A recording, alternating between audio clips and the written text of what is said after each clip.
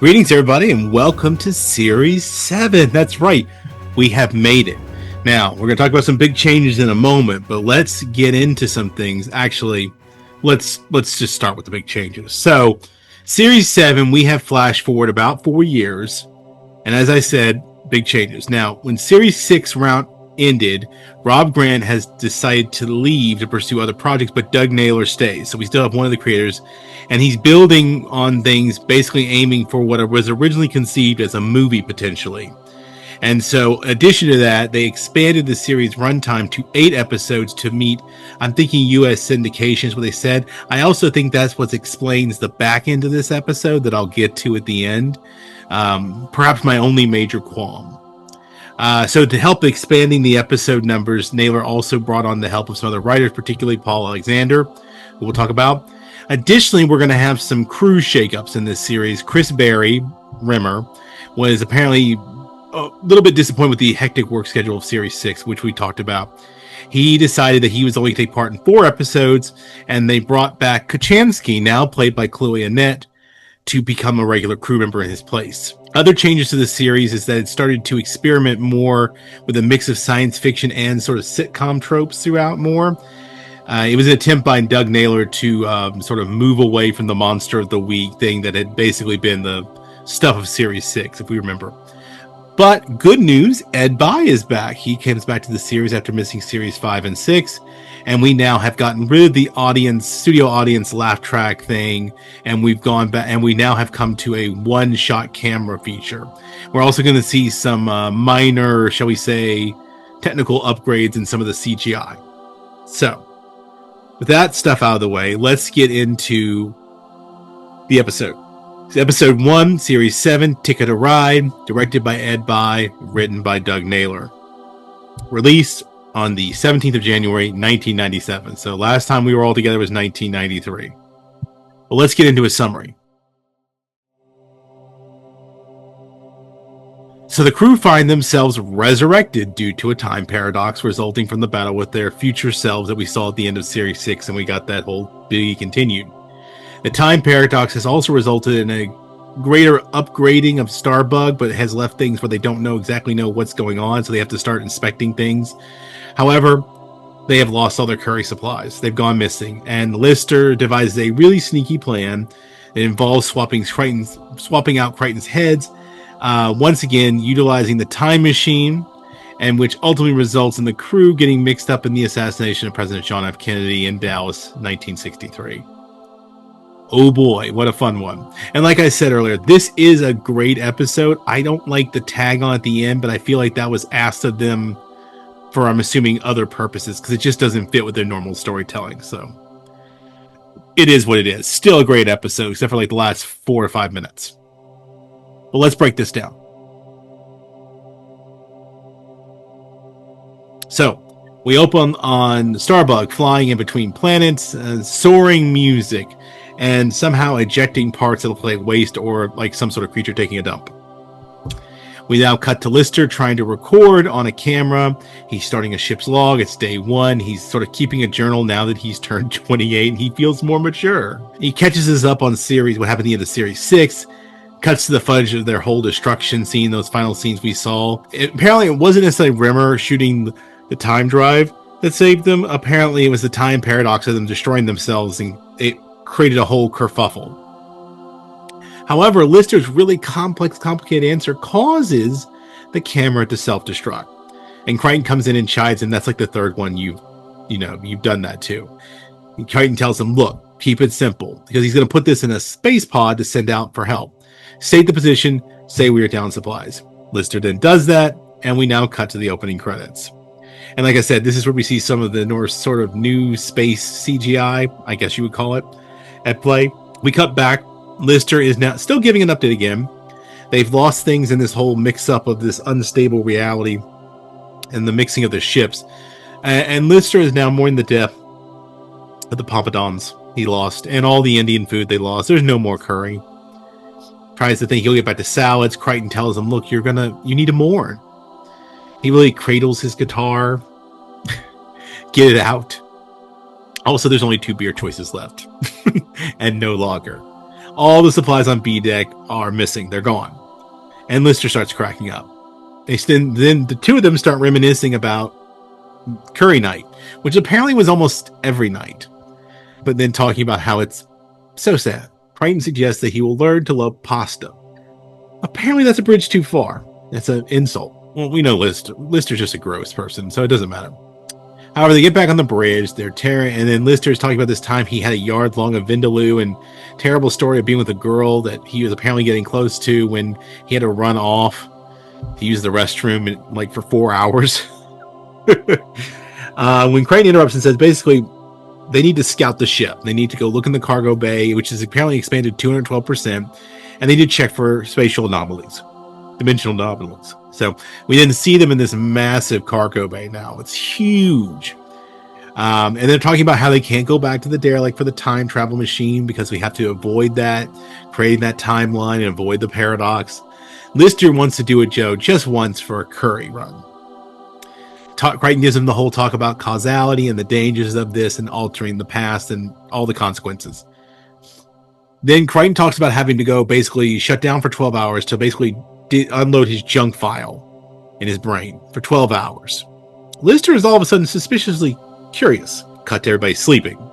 Lister sneaks in and replaces Kay's head, which that's what the party needs, with Sparehead number 2, who then helps him remove the guilt chip and the behavior protocols.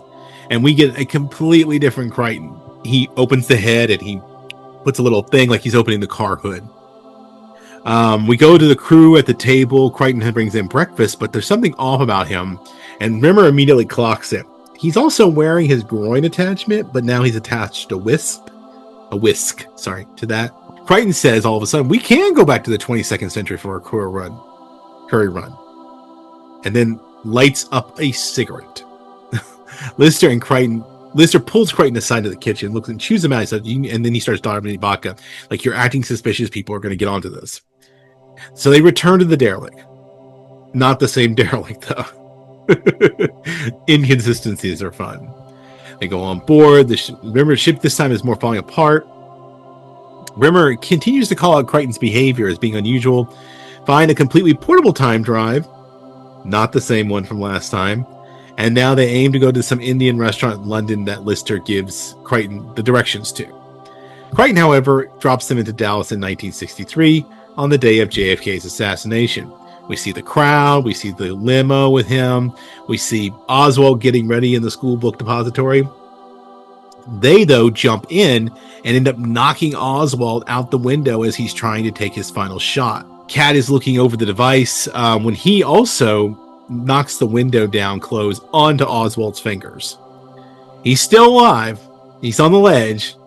They find the boxes in the book depository where they are and Oswald was, and start realizing, freaking out where they are and what they've just interfered with.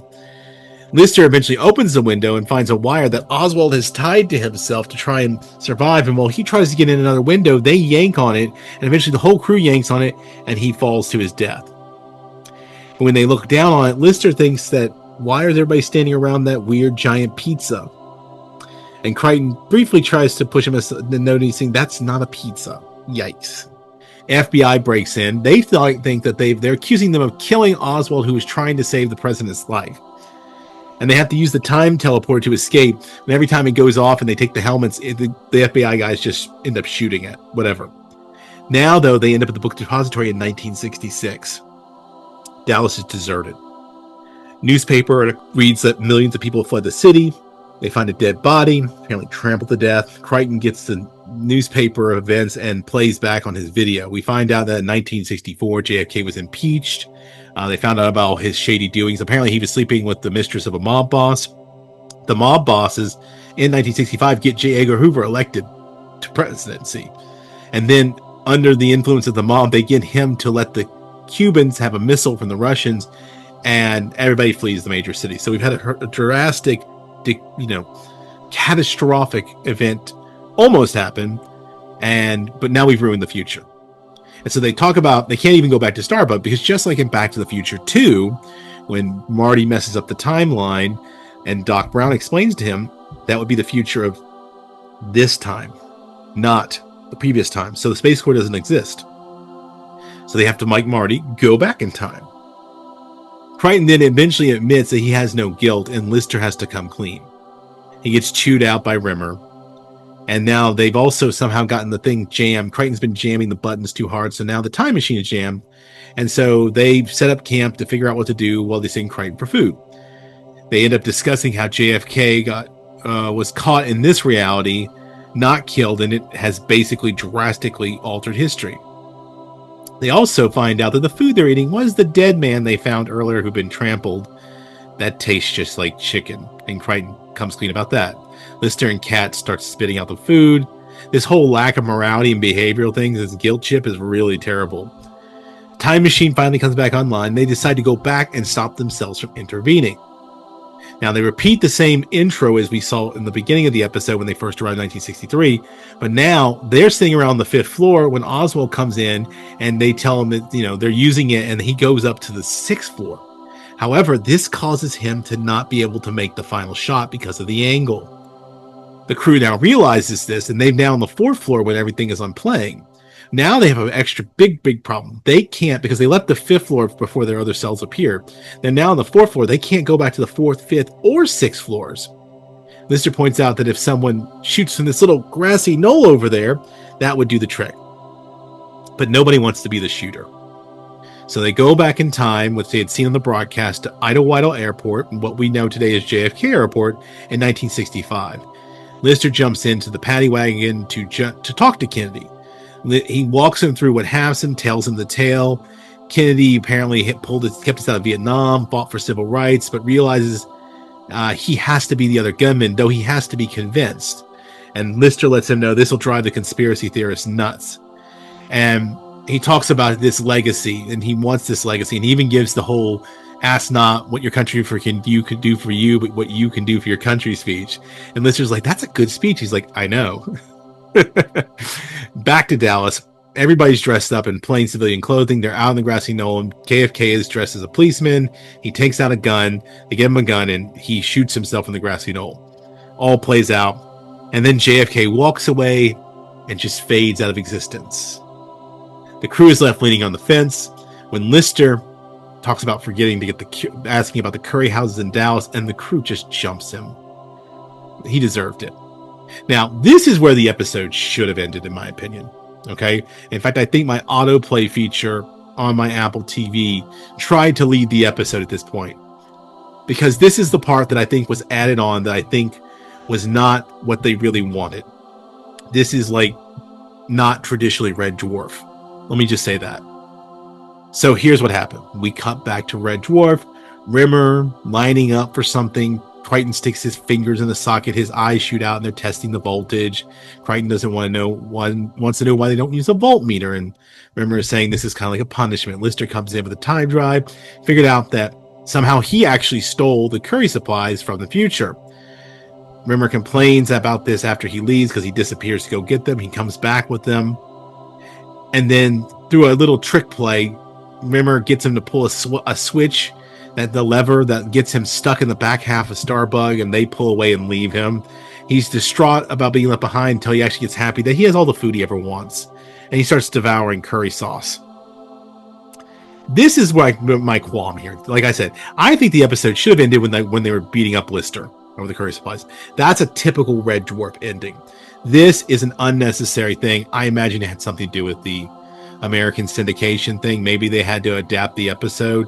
I'm not crazy about it. I don't hate it, but it's unnecessary. A typical Red Dwarf episode would have ended with them beating him up behind the fence. That would have been the end of it. All this other stuff feels like American imposed nonsense. Thanks, America. I don't know why I looked over there. I was looking at my microphone. But overall, great episode with the exception of that nonsense at the end. But next time, we'll be talking about Stoke Me a Clipper. So we're getting a little bit closer to Chris Berry's departure, but also Kachansky joining us. And like I said, he will only appear in 4 out of the 8 episodes, but it is what it is. He'll be back. We all know it. Don't worry. There is a future we know about. We don't have to worry about causality or anything either. So, hope you enjoyed that, except for those last 5 minutes. I didn't really care for them either. But the overall episode, pretty good. I mean, I love it. This is this is good Red Dwarf stuff. Like for the first part, that last 5 minutes, skip, or just let your autoplay on whatever device you're watching it skip ahead for you. Probably for the best. But in the meantime, please share, comment, share, subscribe. Yeah, that's the word, subscribe. And join us for more. In the meantime, please feel free to write us or contact us on social media. You can write us in the ticker below or in the description at notfunnyguys.offthereels@gmail.com. As I've said many times before, always looking for ideas, looking for people to chime in, give suggestions. I'm honing in now that we're on the back half of Red Dwarf. I'm going to start getting a little bit more serious about the selection, and it's a toss-up. So I would love input about this. I've got 2 shows that I'd like to talk about next. I don't want to stay like Anglophile British the whole time. We will be doing Blackadder. But before that, I'd like to either do News Radio or Brockmire. And I'm open to suggestions about which one to do for. We'll do both eventually, but which one should we do next? That is what's on the table. So let me know, write me, tell me. But you not only can write me about the YouTube channel here where we do television, you can also write me about our other material, our podcast. So we have 3. Our main podcast, Not Funny Guys Presents Off the Reels. We talk about movies. By the time you're seeing this, we just finished up Scorsese run with After Hours, and we will be moving on to Jurassic Park. So come next Monday, you will be able to see Jurassic Park, and we'll be going through that franchise. Stop myself. I forgot. Before we get to Jurassic Park, we have to do our Thanksgiving special. I mean, just like Casey on the podcast the other day, forgetting about this.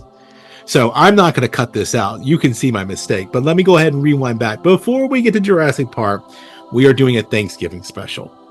Planes, trains, and automobiles. I said it right that time. I didn't say it right last time. But we'll be doing that film, and we'll be recording that this week. It'll come out on Monday before Thanksgiving, and then we'll start Jurassic Park after Thanksgiving. There, I got it right. But that's what's coming up on that podcast. If that's not necessarily your flavor or your cup of tea, we also have our Not Funny Guys, Casey and Eric, my colleagues. They are doing their podcast they do called Wrestling with the Horror of It All, where they talk about wrestling and horror movies. Pretty straightforward. They talk about WWE mainly. And then we have one other where it's myself and Dr. Kristen, our Not Funny Gal, where we talk about academics, AI, culture. We have Not Funny Guys Presents Thinking About Thinking, where we basically talk about things we are thinking about. And I will keep saying I think her episodes are the better ones, but we've got a new one coming out this Thursday. It may already be out. It should be already out by the time you see this. But I also know that the next one I'll be talking about, so the week after, I plan on talking about the movie Her, because I want to talk about some of this AI girlfriend stuff a little bit more. So I'll be doing a bit of a movie review with Dr. Kristen. She's watching it as well. However, until then, please remember, don't be a smeghead. Keep it not funny. And I'll see you next time.